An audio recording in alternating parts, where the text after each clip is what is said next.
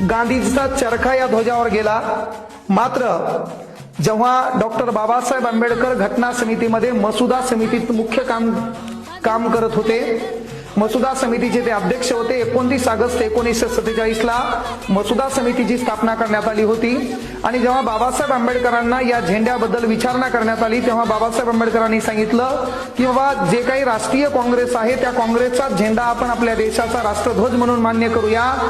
मात्र त्याच्यावर हे गांधीजीचं हे दुगदुग नसावं आणि म्हणून बाबासाहेब आंबेडकरांनी काय केलं, शौर्यांचं प्रतीक असणारं जे काही सम्राट अशोक यांचं सारनाथ या स्तंभावर असणारं जे काही अशोक चक्र आहे हे हळूहळू त्यांनी चरखा बाजूला केला बाबासाहेब आंबेडकरांनी आणि त्यांच्या बुद्धीनं महत्वाची गोष्ट या ठिकाणी काय आलं तर बौद्ध धम्माचं धम्मचक्र ज्याला आपण अशोक चक्र असं म्हणतो, हे अशोक चक्र म्हणजे 24 आरे असणारं अशोक चक्र या ठिकाणी आपल्या झेंड्यावर आणलं। ते आणण्याचं परिपूर्ण श्रेय राज्यघटनेचे शिल्पकार डॉक्टर बाबासाहेब आंबेडकरांकडे जातं।